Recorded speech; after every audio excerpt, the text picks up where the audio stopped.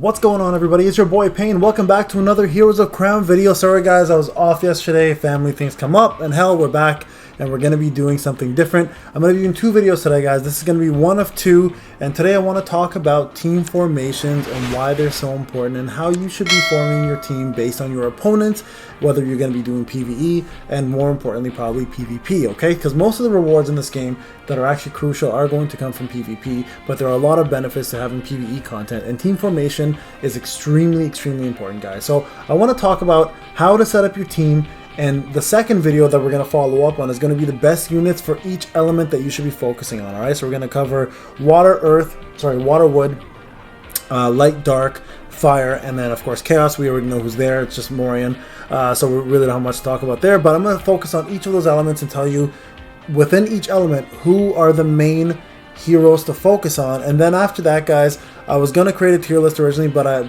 respecting the team that's creating the tier list, I don't want to go ahead and make my own. We're going to do it together. It's going to be a little bit collaborative, so hold on to that. It will be out very soon, but if you have any questions, of course, jump on the Discord. There are many people out there who can give you a hand, and I am one of those people as well when I have the time. But right now, let's talk about team formation. So first thing, guys, when you go to heroes, understand a couple things. When you create a team, all right, the most common team and the most successful team is going to be the following. Okay, you're going to have a tank in the front, or a tank and a warrior. Warrior being a support warrior in the front, so two of them in the front or one in the front, depending on the formation. We'll talk about those as well.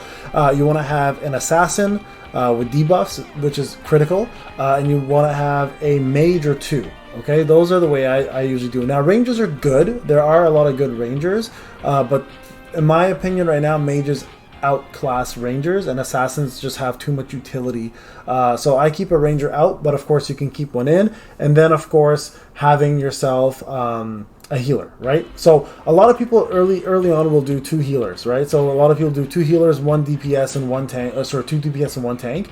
Some people will do two tanks, one DPS, two healers. Now here's the thing with that. When you start off doing that early on in the game, it works because it's like the teams aren't that powerful. But as soon as you get to mid game, well, by mid game we're talking about like 2 million power for people. In the end game you're talking about 19 million to 20 million, and I'm not talking about players, I'm talking about NPCs for PvE in this case. That just doesn't fly because there's 15 rounds, and if you don't do enough damage, number one, they'll do way too much damage, your healing can't keep up, and number two, if you don't do enough damage, the 15 turns is over. So here's my recommendation, guys, on how to do a lineup. Okay, so it's very important to understand your server and your player. So do some scouting, right? Know what your top players are using, and then adjust yourself according to that. Now for PvE, so the main adventure, the basic one here will work perfectly fine. There is really no harm in using the basic V formation. So this one is more than enough to get it done. Now in Arena, on the other hand, guys, you may want to reconsider how you set up the lineup. Okay, so your lineup is going to look like this originally. I call this the, I don't know, let's call it the V. We'll call this the U. I have no idea. However you want to call it. So this puts your tank at the front. There's a mid row and then the back row. So keep in mind, there's actually a relevance to this, okay? And the reason why there's a relevance is the front row, the mid row, and the back row, some units will actually attack specific areas, not the whole thing. So for example, if you look at, let's just use her as an example here, right?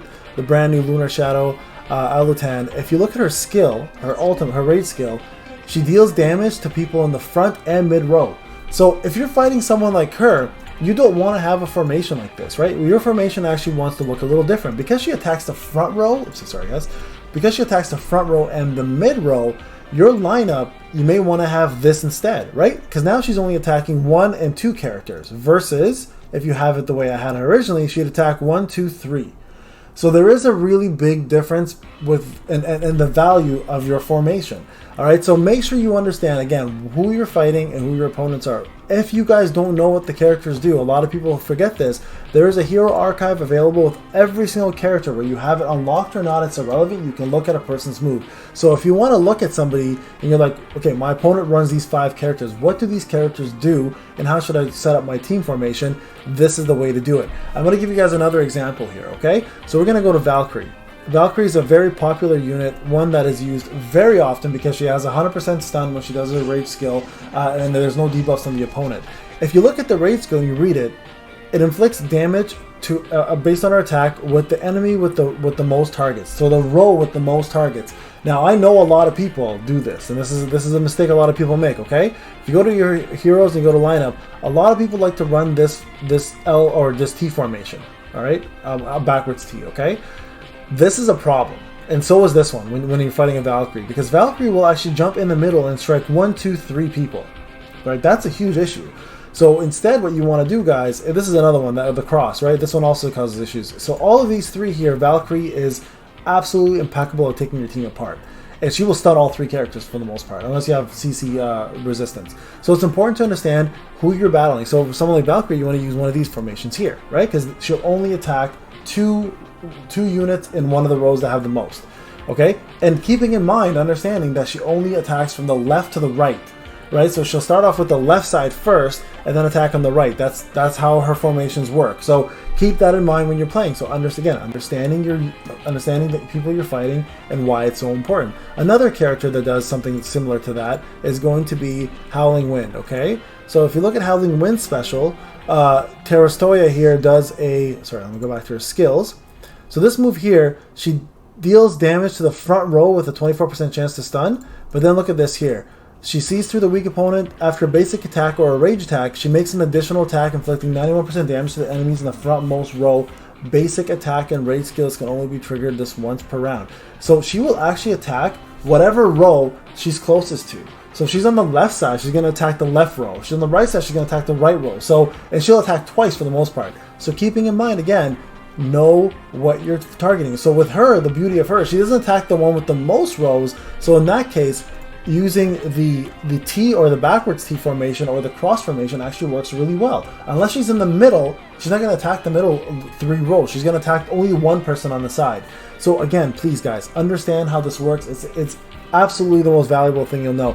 Another thing I want to point out too, guys, when you're doing PvE, especially things like Dragonspire Tower, okay, by moving your characters around and understanding who's being attacked, it can be the difference between a win and a loss. Like, I finished all 1,000 towers, and I can tell you, if you look, there's actually stats there. I failed 900 some odd times. If someone posted it, they actually posted it, so the official Discord posted it, as well as the Facebook. And I was second place for the most fails, but at the same time, I'm the only person that's ever finished this. So, for the Dragonspire Tower, I did a lot of back and forth shuffling with my formations, okay? But not only from formation, but also the positioning of my characters, right? So it's wild how much this makes a difference. Understanding where to put your characters, right? So play around with that, because that will be what really determines your win. So is there a most powerful lineup or team formation in this game? The answer to that is no. Okay, so the key element here that I wanted to talk to you guys about is understanding your opponents and then adjusting your team formation based on that. Every server has a top player. Every server has a top 3 players, right? If you want to compete without using your wallet, you have to outsmart and you have to outplay. A lot of people who are whales or dolphins or whatever the case may be, they are reliant on their wallet rather than their knowledge and skill level, right? So if you are a smart player, and I'm not saying you're going to beat the top 1 or 2 or 3 players, but you will at least be able to beat some people up there who you shouldn't be beating, who have way more CP than you, because you understand the logic of the game. Okay, so again, formation for me, guys, the thing I like to do most: tank up front, debuffer, AO. So and my team is comprised of cleave teams. If you don't know what cleave means, it means units that do skills that hit everybody, okay? So tank up front, who does a shield and does intervening. Sorry, intervening means he takes some of the damage that my units take. Okay, so he shields, takes damage from my units. Debuffer, Lilith, hands down the best debuffer in the game. If you don't have her, that's fine. You can figure out another one. If you don't have a debuffer, have somebody who does crowd control. Crowd control is CC, in other words, a CC. So someone who does frozen, stun, or confuse, right? Or in this case, charm. She's the only one that does it, so it doesn't really matter. So those are extremely important, guys. And then of course I have my other AoE here, who is going to be my damage dealing survival unit that has lifesteal. So you can add a lifesteal unit here in the back, where the tank will take some damage on her or his behalf, and if they have lifesteal trinket or talisman, they will survive by doing an AoE attack and absorbing a lot of that damage themselves, okay? And then of course having a crowd control, I just talked about this, a stunner and a damage dealer in the back, and then lastly my support, which is my healer and my resurrector, okay? So a lot of people will use Lord of Time, which is fine, or Smiling Miracle if you're brand new, that's also fine, but of course have a healer. So my setup is as follows, guys: tank, debuffer, damage dealer, healer.